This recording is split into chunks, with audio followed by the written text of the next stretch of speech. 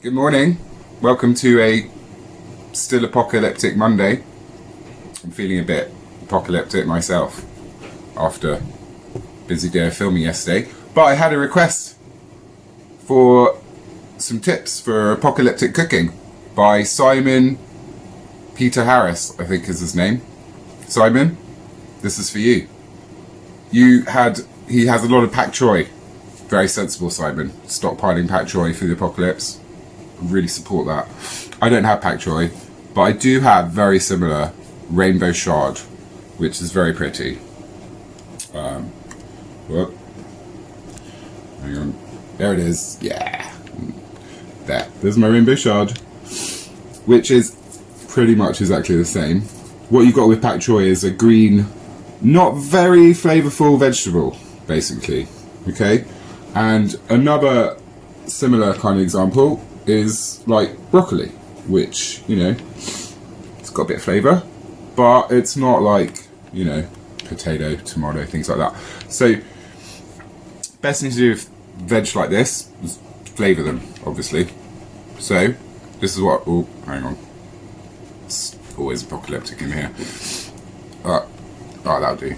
Okay, so I'm going to do a bunch of different ones with these. I think I'm going to break that up into 4 dishes.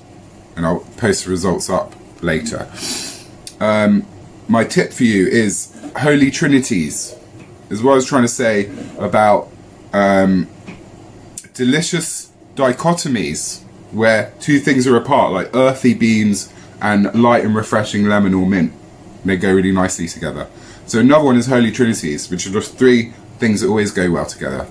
So there's some famous ones like ginger, garlic, and then you can add your 3rd one. It kind of varies, but soy sauce, great.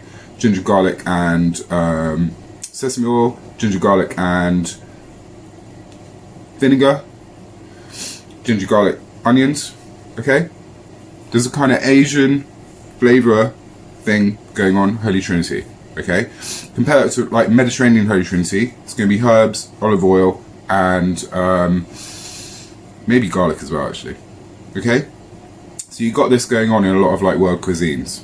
So my favourite one, when I got excited this morning, we like got pak choi, and I was like, oh my god, I want to do an episode. It's this stuff. It's basically oyster sauce.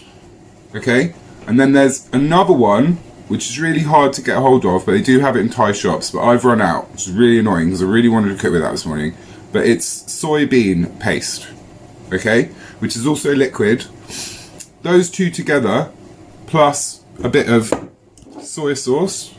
Okay, if you don't have the paste, you can skip it as well. So you got the oyster, soy sauce, fish sauce, and then an oil. Sesame oil is probably best, but you can use coconut oil, which is also good. Okay, and then you want to stick in a vinegar in there to get a bit of sourness. So rice wine vinegar is great because we're in Asia. So that's a very Thai flavour. Oyster sauce, that soybean paste if you can get it, soy sauce, rice wine vinegar, fish sauce, and then an oil, sesame oil. Okay, so that's one. I'm gonna do one of those, and then you're just gonna cook the pak choi. Don't overcook it. 5 minutes. Should do it hot. Put it into the hot water when it's already boiling. 5 minutes, it should be good. Alright, if it goes like extra green, then it's ready. Okay, that's the trick with vegetables, broccoli, things like that. They'll go more green and then they're ready. Okay, you go beyond that, they start to lose their greenness, you've overcooked it. Okay, alright, so we're gonna do that, and then we just add the sauce in the frying pan, cook it for another few minutes, and then we're done. Really easy. Okay, another one is a Japanesey one. So we're gonna have white miso paste, or just any miso. Okay, I've got some pickled ginger left over from sushi because I don't throw things away. It's apocalypse. Also, saw these pictures of people who panic bought food and they've wasted it all. I'm feeling very sad about that. Okay, and then garlic, fresh garlic, spring onions. They're called something else, aren't they? Scallions. Mirin, which is the sweet white wine, rice wine vinegar. Okay, that's all it is. So you could just get vinegar, put a bit of sugar, or a bit of rice wine vinegar and add a bit of sugar, or something else, honey. Okay, so we've got those flavors. So it's miso, ginger, mirin, and the spring onions, garlic, and the sesame oil. So there's one. Another one.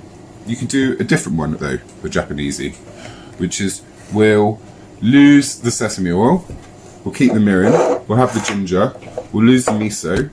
Whoop. Told you. And we're going to add yuzu citrus seasoning, which is nice. It's lemony. Okay? Or you could just add lemon. Alright? So that would be a nice, much lighter one. Refreshing. Okay? So that one's going to, the third one will have garlic, spring onion, ginger, mirin, and the yuzu. Alright? That's the third one. And then a fourth one, going to be Chinesey. So we got some hoisin sauce. We'll have some lazy ginger, and this has got white wine that's pickled in, so I'll take some of that. I'll use some of that. Garlic, and then some Chinese 5-spice powder. Yeah, Chinese 5-spice powder, and some soy sauce, and I also put some oyster sauce in there as well. Okay, so that's my fourth one. So yeah, you'll see those in a sec. Hi. I just wanted to show you where I'm at with the pak choi, sort of pak choi, not really pak choi, rainbow chard in my case with broccoli. So what I've got in this one is some coconut oil, soy sauce, fresh ginger, garlic, spring onions, oyster sauce, fish sauce, sesame oil, and some rice wine vinegar in this one. Oops. Yeah. Okay. If you can see that. Then in this one, I've gone a bit off piece with this one. I've got some tomato puree, some garlic, wasabi, the lemon sauce, yuzu sauce, some of this,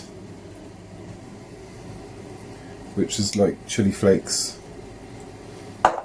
and some bonito flakes, which is like a fish sort of flavouring.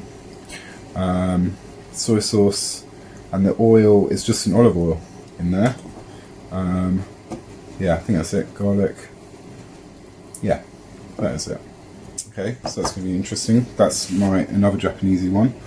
Okay, this one I've got some miso paste. This is the other Japanesey one.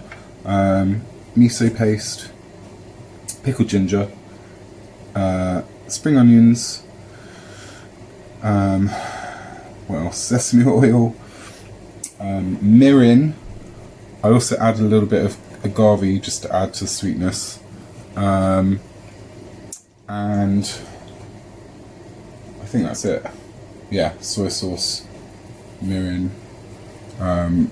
Yeah, that was it. And what you can see, which is spring onions and pickled ginger. Some pepper as well. Put pepper on everything. Alright. Okay, and then last one is my sort of Chinese flavours. So I've got 5 spice powder, hoisin sauce, some more oyster sauce, some soy sauce, sesame oil. Yeah, I think that's it. That is it. Yeah. Okay, but you can play around with these flavours, and I'm going to cook these down. I'll show you them, and then they're going to be. I'm going to use some of it. We're going to eat some of it tonight, and then some of it we're going to use to do the gyoza and the dumplings that we're going to do later. So pay attention to those recipes because, yeah, they're going to be part of the next show. All right, thanks. See you in a bit.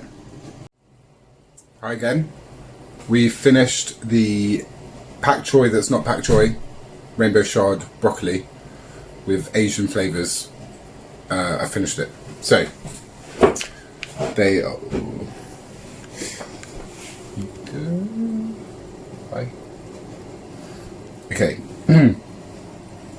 So that one. Yes, that one is our Thai flavours with the fish sauce and sesame oil and so on.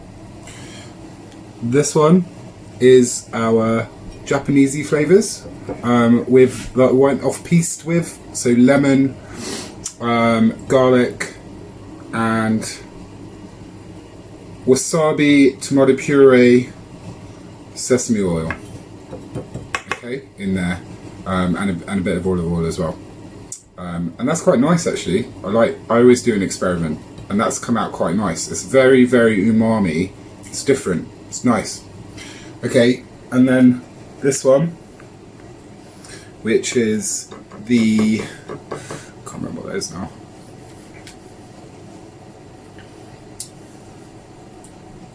Sorry. It's really nice though.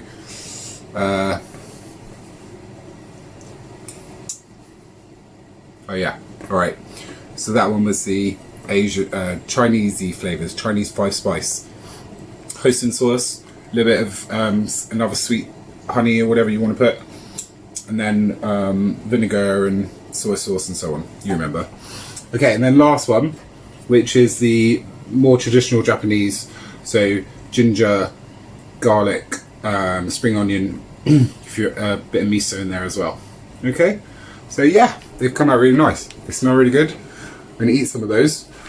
What also we're going to do with some of that is we're going to make dumplings, gyoza, what are they called, kinkali, and whatever other names you want to call them in your culture. We're going to make a bunch of those. So we're going to use some of those flavours, and because it's green veg, it's quite healthy. And we've also got some weird things that we're collecting up here. So we thought, there's apocalyptic stuffing of gyoza. So we're gonna see what we can make work, but they should work. I've got a good theory. So some noodles, which we can put in our gyoza. We cut them up small. Mushrooms, spring onion. Got some cooked chicken, some fish fingers. Thought that was quite apocalyptic. Some carrots, green peppers, seeds we might stick in there. I've got this. Where is it? Yeah, it's really fresh. It was dried, but I've rehydrated it. Mushroom, some sauerkraut. That shouldn't be there. Some red cabbage, which you might be using. Some of my homemade cheese. Some lardons. Some mackerel. Smoked oysters. Tin fish. That's weird. Might be the only thing left in the world. We're going to figure out how to make that tasty. Okay? But the best thing about this stuffing thing that I thought, which I'll try and put when I'm sharing, make it really clear, is 9 o'clock. If you find the link to the Zoom meeting that will be in the comments wherever I post this, then we're going to do this together, okay, in a big Zoom meeting, 9 o'clock. That's what I've decided. We're going to have a cooking class, 9 p.m, and we're going to stuff gyoza. So what you need is flour and water, pretty much, and some oil and butter for the gyoza, for the dumplings, and then to stuff them, whatever you fancy. Okay, just bring whatever you got. All right, 9 o'clock. Check for the link in the Zoom in the comments. All right, it's gonna be fun. See you later. All the best. This is Good Greek for Apocalypse Chow. Catch us on Facebook and YouTube. Bye.